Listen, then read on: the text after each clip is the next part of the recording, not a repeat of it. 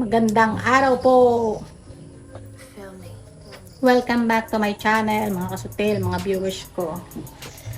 Today's video po ay nagre-ready po ako kasi mag pupunta po ako sa ibaba at may dalang puspuro.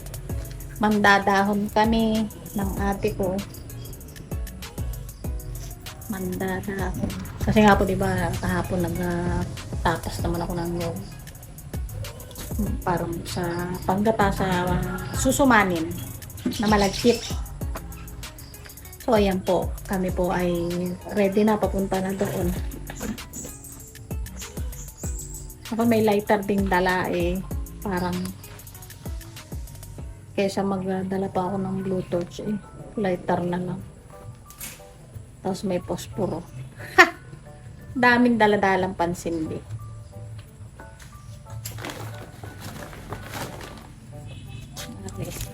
Nagbobota ako. At mahirap na kasi baka maano pa naman doon, medyo masukal-sukal. Medyo masukal-sukal.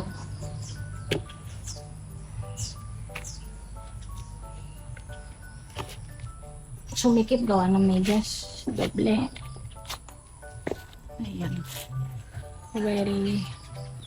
Ready sa medyas.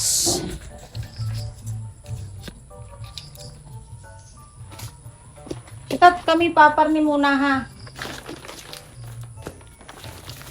As usual, may dali po tayong sako, kawit at kung ano pa. Uniform.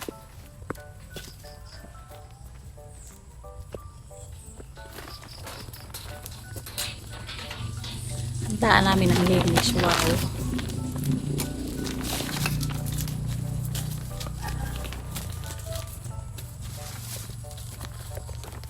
Kung meron naman sa kabila, pwede sa kabila. Kung saan may maganda. Kung sa akin daw, baka marami.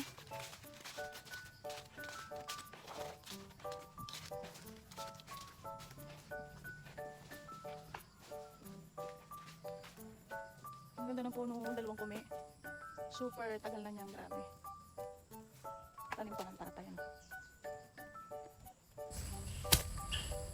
Uy, nagtititingin po na rin kuwan. Ay, pwede na? Ay, pwede pa?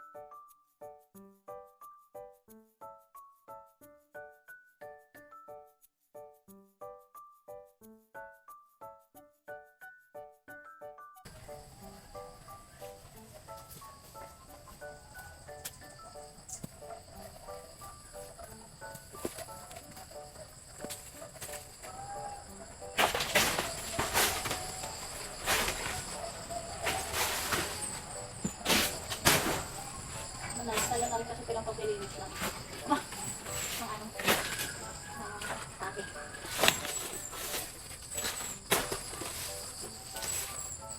Isa pa.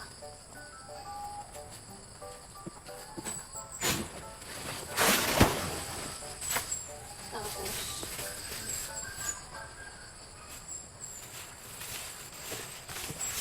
wala lang makita din.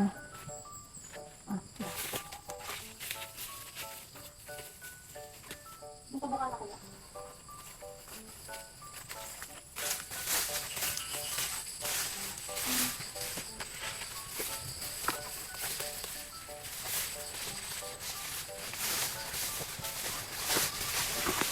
Ini. Oo, magulo ka rin. Mas maganda yung may katunta, no? Oo, magulo. Nakapanghigay pa po. Nakuha ko doon siya. Nagbabad ako.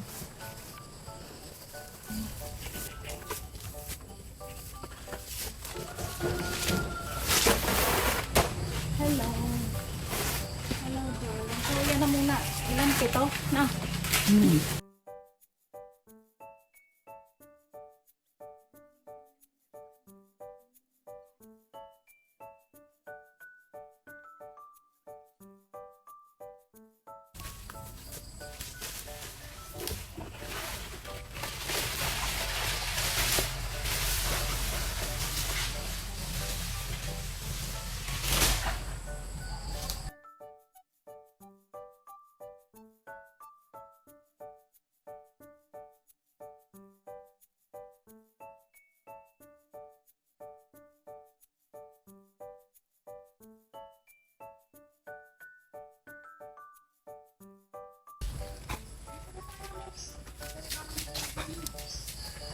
Ako mag-ano din ng ng niyog din. Ang daming laglag.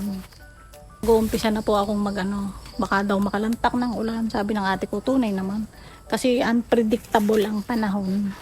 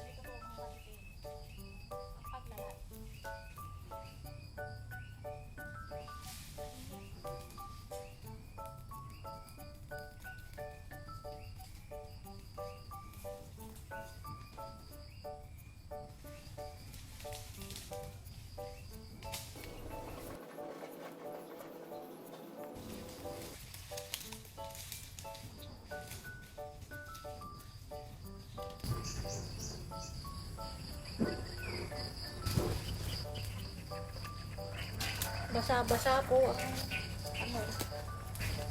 basa-basa ang kayakas. Kaya hindi pwede sabihin tuloy ang bangon. Kahit basa ang puno. Pwede na, lasasin mo na.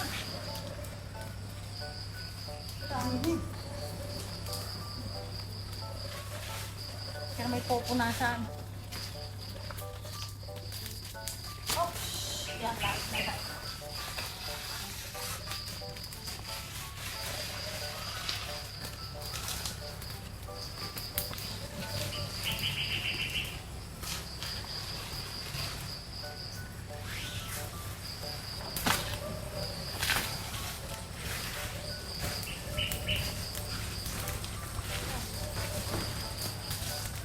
Init.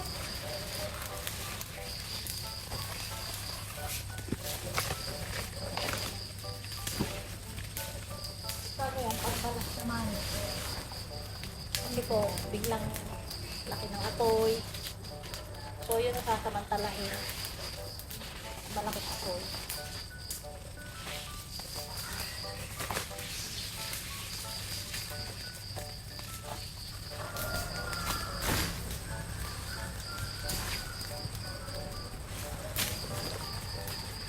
Ito po ipunong-punasan.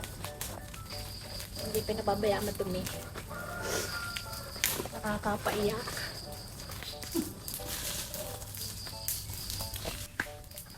Kaya ako kung madalang-dalang magsumal kasi masarap ang suma. Kaya lang, matrabaho. Yung iba po ang ginagawa ay nilalagaan na ng dahon. Eh kaso base sa amin karanasan mas masarap yun. Iba na. Mas masarap pagbalutan.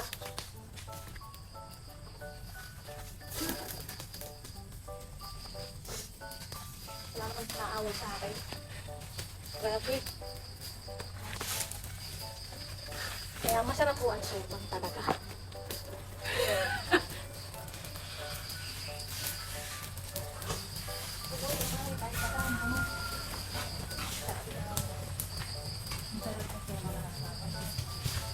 Nakakapagyan ang suma. Suma na ipinamano ng ina yung paggagawa.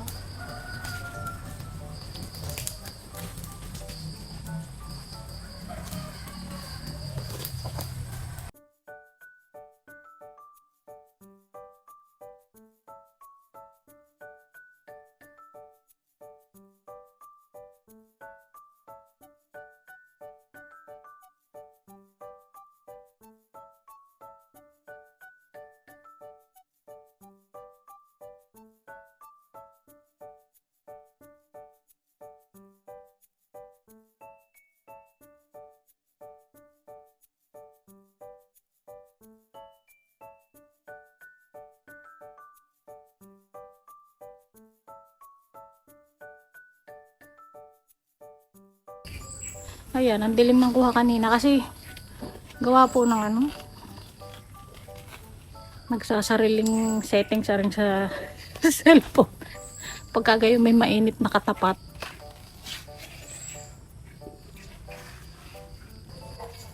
Ang ate ko na po ang pinag-ano ko na yan. Tulungan kami kasi pareho kami matakaw sa soman. Yan. Kaya pagka hindi tumulong, hindi makatikin. Char! Yan yung dahon.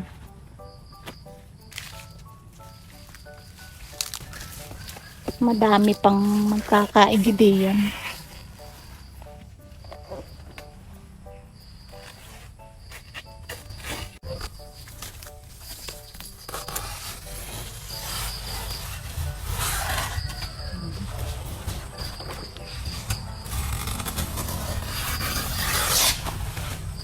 May puso doon, ito hindi abot ng tikin.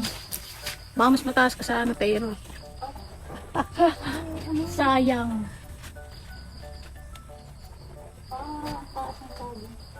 Ang taas nga, sobrang taas. Sabay. Diyan ang mataas ang saba. Para siguro yung pinagpunggalan na Edno ng labong. Oo. Nung pong siguro mga 2 weeks ago, kumuha din yung aking habi ng labong.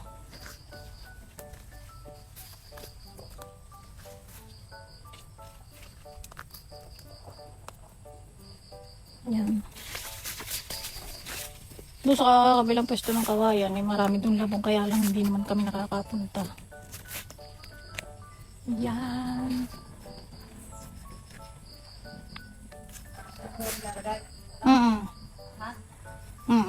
Mag-ano pa nga pala. Kukuhanin ko yung niyog. Itatapasan ko pa. Dito ko pa magtatapas. Oh, saglit lang. Lalagay ko na po din sa ating malinis na lalagyan.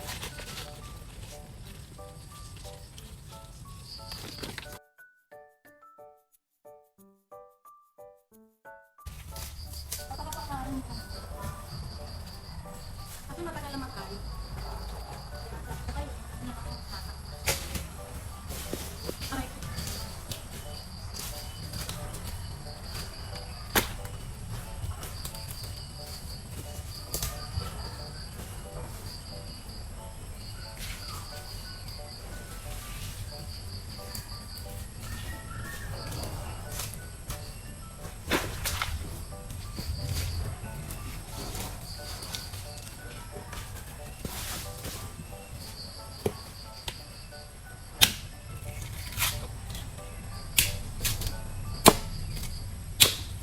Kasi nandun, bawal.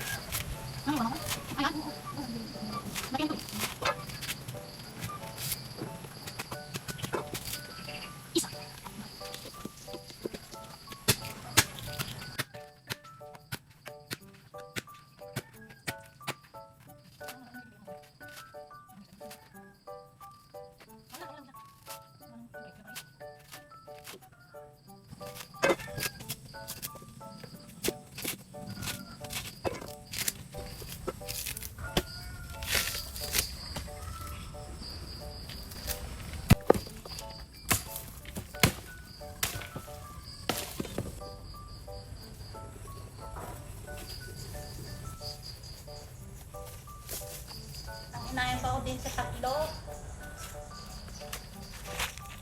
O di bali naka 8. 8 ulit.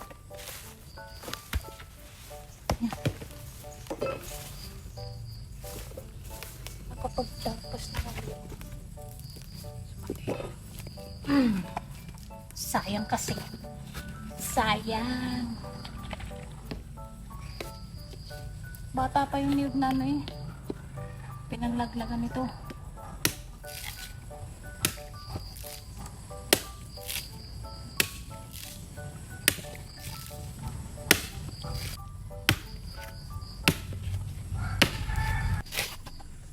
Mas mauna ito nga natapasan doon sa atin. Mas ano yun, mas tuyong-tuyo. Ito yung babagong na tuyo. Tama natin, ikaw. Tapos na to. Naka-8. 8 ulit. Yan. May pangdagdag. Ala, nabasag. Arang isa.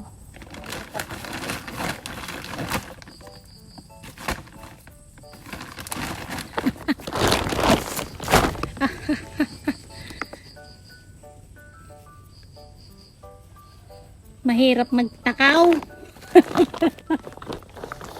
Mahirap gumawa.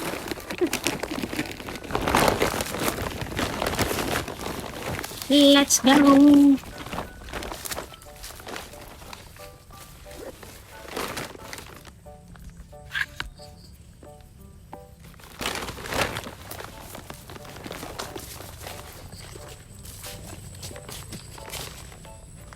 May iwan.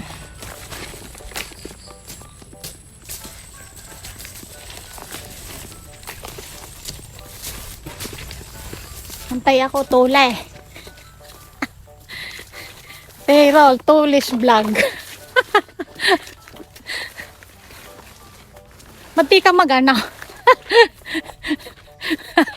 Ay, tulis vlog.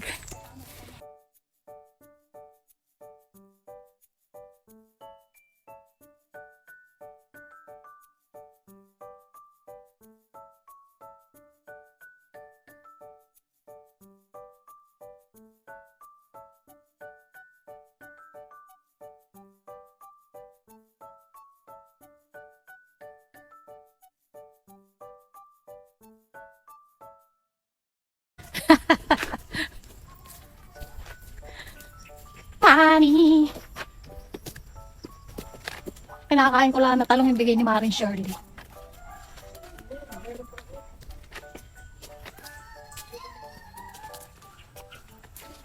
Marami din tayo ng kabayo.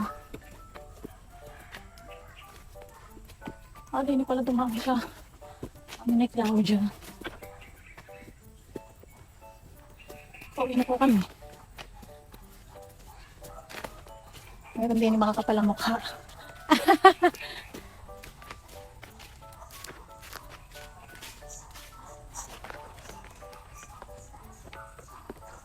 Kala ko tayo sinakinanala maingay. Kala ko sinakinanala maingay.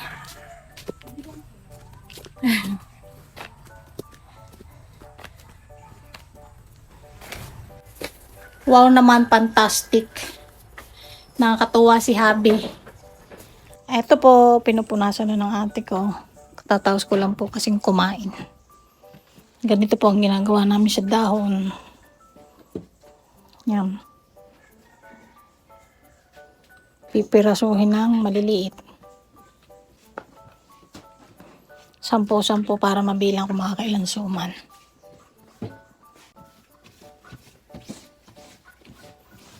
Pinupunasan po ng malinis na basahan.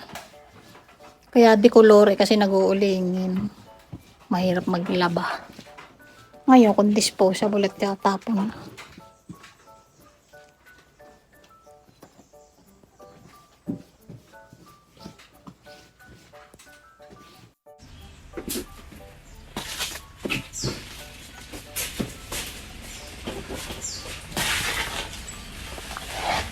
Ayan, Ika, binasa na.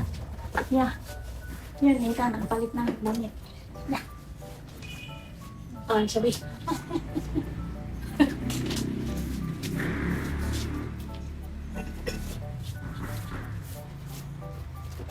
Ate ko po ang nagpo-bonus kasi ako hindi naman ako napagod sa pagtatapos ang sakit ng braso sa kanila.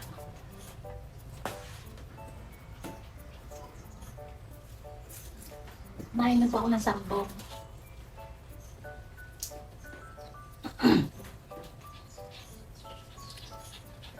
Aba, positive na gayon. 10, 20, 20, 60. 60 na dahon na po. Ngayon, titingnan namin kung aking gugupitin. Ang tagagupit. Bulat sa pulakang designer. Designer ng pamilya. Designer sa dahon.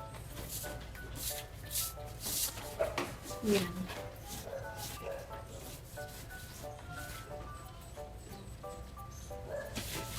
Sumang malagkit.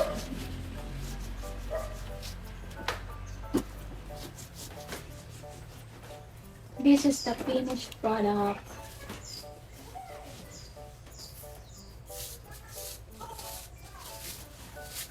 Finished ba? Ayan, yan. Yan po.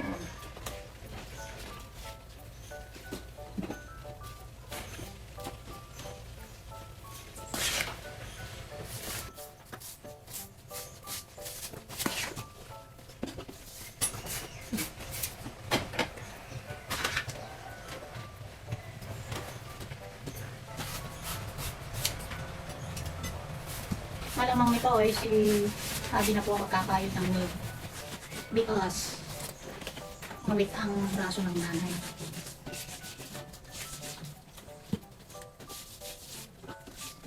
Madami-dami naman eh. Madami-dami kayo rin naman. Siguro yung mga 10 ano, para masarap malangis. Hindi na masarap pagkaan eh. So kung 16 na buo nang yung aking pinakasa may 10 ang papakain. Ipakain ko na lang tapos matira na lang.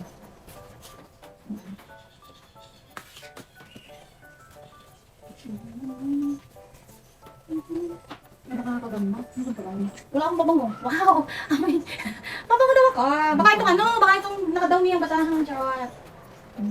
Ayan, tapos na po yun ang aking ate. Umuwi na. Magkakayod pa ng niyog. Medyo matrabaho po ang magsuman lalo ng malagkit. So, paano po? Abangan nyo na lang po ang part 2 ng aking pagsusuman. Hanggang dito na lang po muna. Pinakita ko lang sa inyo kung paano man dahon maglaib at ito. Paano po na i-prepare ang dahon. Ganito po kami nagpi-prepare. Kasi noon yung inilaging gusto malinis talaga ang mga dahon na gagamitin na pagbabalutan ng suman. Yan, punas na po yan.